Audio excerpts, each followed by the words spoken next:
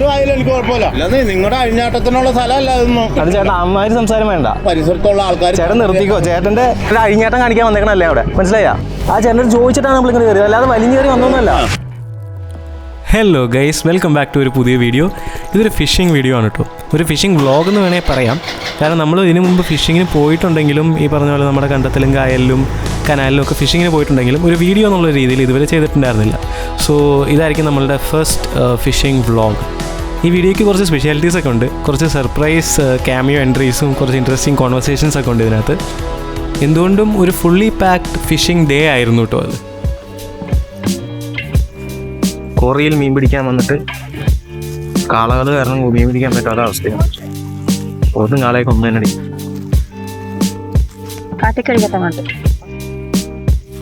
കുട്ടിക്ക് വ്ളോഗിങ് അറിയില്ല എന്ന് തോന്നുന്നു.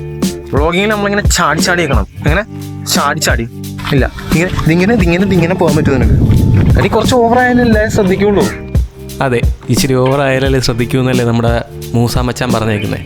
അങ്ങനെ നമ്മളും തുടങ്ങി. പോത്തിന്റെ പല്ല് നോക്കിയേ, മറ്റേ ഭീമൻ രഘുവിൻ്റെ പോലെയുണ്ട്. ഇവിടെയാണ് നമ്മൾ കുത്തണത്. നല്ല പ്രകൃതി രമണീയമായ സ്ഥലം.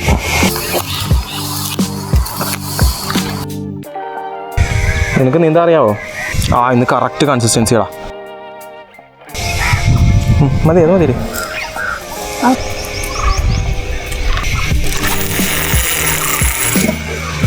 അങ്ങനെ ഫസ്റ്റത്തെ ചൂണ്ട കാസ്റ്റ് ചെയ്ത് അതിനവിടെ നിലയുറപ്പിച്ചിട്ട് അടുത്ത പരിപാടിക്ക് പോയി, ഫ്രോഗ് ഫിഷിംഗ്. എടി പോത്ത് കുത്താൻ വന്നാൽ കമ്പ് പിടിച്ചിട്ടൊന്നും കാര്യമില്ല. ഫ്രോഗിൽ എക്സ്പേർട്ടീസ് ഒന്നും നോക്കേണ്ട കാര്യമില്ല. ഫ്രോഗിൻ്റെ ഈ വെള്ളം ഇട്ടാലോ. ഈ ഫ്രോഗ് ഫിഷിംഗ് എന്ന് പറഞ്ഞു കഴിഞ്ഞാൽ വളരെ ഇൻട്രസ്റ്റിംഗ് ആയിട്ടുള്ളൊരു പരിപാടിയാണ് കേട്ടോ. നമുക്കിങ്ങനെ കാസ്റ്റ് ചെയ്യുക, റീകോൾ ചെയ്യുക. ഇത് തന്നെ ഇങ്ങനെ ചെയ്തുകൊണ്ടിരിക്കാം. പക്ഷേ എക്സൈറ്റ്മെൻറ്റ് ഉണ്ട് എന്നുള്ളതല്ലാതെ ഇതുവരെ എനിക്ക് അതിനകത്തൊരു മീനേയും കിട്ടിയിട്ടില്ല കേട്ടോ. ചിലപ്പോൾ ഞാൻ ഉപയോഗിക്കുന്ന ടെക്നീക്കിൻ്റെ ആയിരിക്കാം. ഇവൻ എന്തായാലും നോക്കാം. നമുക്ക് നല്ല കരിമീൻ കിട്ടിയിട്ടുണ്ട്. കരിമീൻ ഗൈസ്, അതാ കരിമീനാണ് നമുക്ക് കിട്ടിയിരിക്കുന്നത്. കരിമീൻ.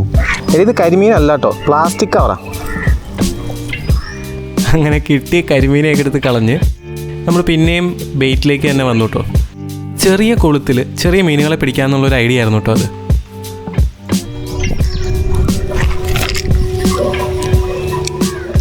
അങ്ങനെ നമ്മുടെ പ്ലാൻ എന്തായാലും വർക്കൗട്ടായി.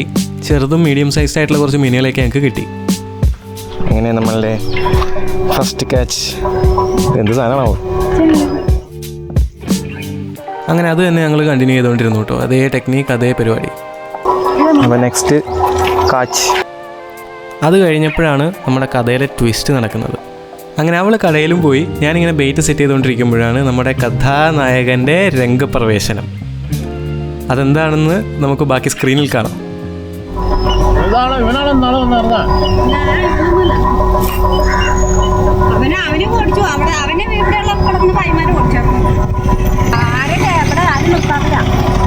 പെരുമ്പാവൂരിന്ന് ഇവിടെ ചൂണ്ടണം വരാൻ പോലീസിനെ വിളിക്കുന്നത്. നമ്മള് പോകാൻ കേട്ടോ. നമുക്ക് അങ്ങനെ വലിയ പ്രശ്നങ്ങളൊന്നും ഉണ്ടാക്കേണ്ട താല്പര്യമില്ല. പോലീസിനെ വിളിക്കാം. പോലീസ് വരുമ്പോ നമ്മള് നാട്ടുകാർക്ക് എതിരായിട്ട് എന്ത് ചെയ്തേ? അല്ലാതെ നിങ്ങളുടെ അഴിഞ്ഞാട്ടത്തിനുള്ള സ്ഥലമല്ല ഇതൊന്നും. ഇത് ആരാന്ന് വിചാരിച്ചെന്റെ? ആരും ആയാലും എനിക്ക് കുഴപ്പമില്ല. ഇതെന്റെ ഭാര്യയാണ്. ഭാര്യ ആയാലും കുഴപ്പമില്ല, ഞങ്ങളായാലും കുഴപ്പമില്ല, ആരായാലും. അത് ചേട്ടാ അമ്മാതിരി സംസാരം വേണ്ട. അല്ല ഞാൻ പറയട്ടെ, അല്ല പെരുമ്പാവൂർ എവിടെ നിങ്ങളുടെ വീട്? നീ കാട്ടാക്കട എവിടെ ഉള്ളത്? നീ കാട്ടാക്കട എവിടെ ഉള്ള? ഇല്ല, ചേട്ടന്റെ സ്ഥലം എവിടെയാ? ചേട്ടന്റെ സ്ഥലം എവിടെയാ? എന്റെ സ്ഥലം എവിടെയാ? എവിടെ? ഇവിടെ തന്നെയാ. ഇവിടെ എന്താ സ്ഥലം? ഈ ഇരിങ്ങക്കാവിന്റെ അടുത്ത് ഞാൻ അറിയാത്ത ആൾക്കാരും ആ പരിസരത്തുള്ള ആൾക്കാരും. ചേട്ടൻ നിർത്തിക്കോ. ചേട്ടന്റെ ഈ ഇരിങ്ങാളുടെ അടുത്ത് ഈ ഇരിങ്ങക്കാവിന് തൊട്ടപ്പുറത്ത് ഇറങ്ങണ പിള്ളേരെ എല്ലാവരും എനിക്കറിയാം. വിളിക്ക് ചേട്ടൻ, വിളി. ഒന്നുമില്ല ചേട്ടാ, ആ പറഞ്ഞ ഒറ്റ വാക്ക് എനിക്ക് ഇഷ്ടമായില്ല. അതേ ഞാൻ തിരിച്ചു ചോദിച്ചോളൂ. ഞാൻ ചോദിക്കട്ടെ, നിങ്ങളുടെ അയൽക്കത്ത് നിങ്ങളുടെ നാട്ടിൽ വന്നാൽ നിങ്ങൾ ചേട്ടാ സംസാരം ഓക്കെ ശരി, ഞാൻ പോവാൻ നിന്നാ. ചേട്ടൻ വന്നിട്ട് കഴിഞ്ഞാട്ടെന്ന് പറയേണ്ട കാര്യം എന്താ? അല്ല, നിങ്ങൾ വേറെ നിങ്ങളുടെ വീട്ടിലിരുന്നോ? എനിക്ക് ഞാൻ ചോദിക്കാം. ഞങ്ങൾ വീട്ടിൽ ഇരിക്കണോ? ഈ ചേട്ടൻ പറഞ്ഞെന്താണെന്നറിയോ? ഞാനിവിടെ അഴിഞ്ഞാട്ടം കാണിക്കാൻ വന്നേക്കാണെന്നില്ലേ അവന്റെ ഫാമിലിയിൽ മൊത്തം. അത് അന്തസ്സുള്ള വർത്താനാണോ ചേച്ചിയെ? അത്ര ഞാനും പറഞ്ഞോളൂ. അത് ശരിയായ അത്ര ഞാനും പറഞ്ഞോളൂ ചേട്ടാ. ഞാൻ അത്രേ പറഞ്ഞോളൂ. അവിടെ ആ ശ്രീകൃഷ്ണന്റെ വണ്ടി ഒരു ശ്രീകൃഷ്ണ അമ്പലമില്ല. എനിക്ക് ആ പറഞ്ഞ ഇഷ്ടമല്ല. എന്റെ ഭാര്യനെ പറ്റിയാ പറഞ്ഞത്. അതെനിക്ക് ഒട്ടും ഇഷ്ടമായില്ല. ഞാൻ പ്രതികരിക്കുകയും ചെയ്യും. മനസ്സിലായില്ലേ? നിങ്ങളടുത്ത് പറഞ്ഞില്ല. അല്ല ഞാൻ പറയട്ടെ, ഭാര്യ ഭർത്താവ് ആണെങ്കിലും ശരിയല്ലേ മോനെ? എന്ത്? ആ നിങ്ങൾ മറ്റൊരു സ്ഥലത്ത് അന്യ സ്ഥലത്ത് പോയി ഒരു പാർക്ക് വഴി പോയിരിക്കാൻ നമ്മൾ അവിടെ ആ താഴെ ആ കലിങ്കിലിരിക്കുന്ന ചേട്ടനോട് ചോദിച്ചിട്ടാണ് ഇങ്ങോട്ട് കയറിയത്. നിങ്ങളുടെ നാട്ടുകാരോട് ചോദിച്ചിട്ട് ഞങ്ങൾ കയറിയത് ഇങ്ങോട്ട്. ഏത് കലങ്ങുക? ആ താഴെയുള്ള കലിങ്കിൽ ഒരു ചേട്ടൻ ഇരിപ്പുണ്ടായി. ആ ചേട്ടനോട് ചോദിച്ചിട്ടാണ് നമ്മൾ ഇങ്ങോട്ട് കയറിയത്, അല്ലാതെ വലിഞ്ഞേറി വന്നൊന്നുമല്ല. ആ ഞാൻ ഭാര്യനെ പറ്റി അനാവശ്യമാക്കി ഞാൻ പിന്നെ സംസാരിക്കും. അഴിഞ്ഞാടാൻ വന്നേക്കണമെന്ന് ചോദിക്കുന്നത് എന്താ അനാവശ്യമല്ലേ? ചേട്ടൻ്റെ പ്രായം ഇത്രയാണ് ഞാൻ ഒന്നും പറയാത്തത്. പക്ഷേ അതിൻ്റെ അപ്പൻ്റെ പ്രായമുള്ളതാണ് ഒന്നും പറയാത്തത്. മോനെ ഇരിങ്ങോളൊക്കെ ഞാൻ അറിയില്ലാത്ത ആൾക്കാരില്ല. എവിടെയോ വെച്ച കണ്ട പരിചയമുണ്ട്.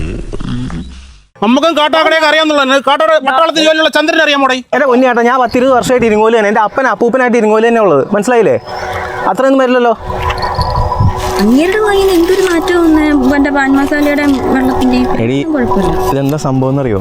സംഭവം ഇവിടെ എന്തെങ്കിലും ഇവര് ഈ ഭായിമാരുടെ ഭാഗത്തു നിന്ന് നാട്ടുകാർക്ക് എന്തെങ്കിലും ബുദ്ധിമുട്ടുണ്ടായിട്ടുണ്ടാവും. അത് നമ്മൾ അംഗീകരിക്കുന്നു. പക്ഷേ ശരി, ഞാൻ പോകാൻ തുടങ്ങിയതാ. ഞാൻ ബാഗ് അടച്ച് സാധനമൊക്കെ റെഡിയാക്കി പോകാൻ തുടങ്ങിയതാ. അപ്പണ്ട് പുള്ളി വന്നിട്ട് പറയണേ നിങ്ങളുടെ അഴിഞ്ഞാട്ടത്തിന് പറ്റിയ സ്ഥലമല്ലാന്ന്. ചെറുപ്പക്കാരി അതൊക്കെ ശരി തന്നെ. എന്നെ കണ്ടു കഴിഞ്ഞാൽ കൊച്ചായിട്ടൊക്കെ തോന്നും. അവൻ്റെ അപ്പൻ്റെ പ്രായമുണ്ട് എനിക്ക്. അതിലെന്തോ ഒരു ശരിയല്ലല്ലോ. അതിലൊരു ശരിയില്ലല്ലോ. അതെ, നമ്മളിട്ട പ്ലാസ്റ്റിക് കവർ നമ്മൾ കൊണ്ടുപോകാൻ കേട്ടോ അല്ലേ?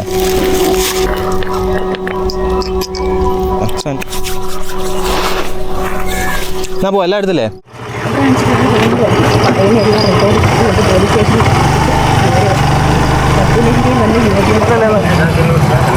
എൻ്റെ മുന്നേട്ടാ, ഞങ്ങൾ അവിടെ നിന്ന് മീൻ പിടിക്കണമായിരുന്നു.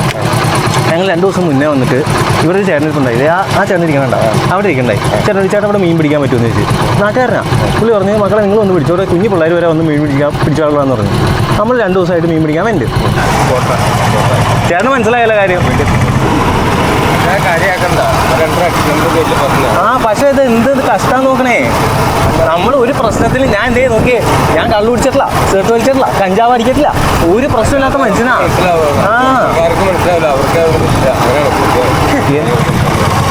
ഓക്കെ ഏട്ടാ, ശരി.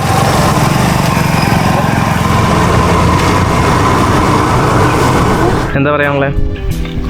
അപ്പം ഇനി പുതിയൊരു വീഡിയോ ഒക്കെ കാത്തിരിക്കുക. ആദ്യം ഈ വീഡിയോ ഇറങ്ങട്ടെ, എന്നിട്ട് നമുക്ക് വീഡിയോ കാത്തിരിക്കാം. Okay, bye bye bye. Okay.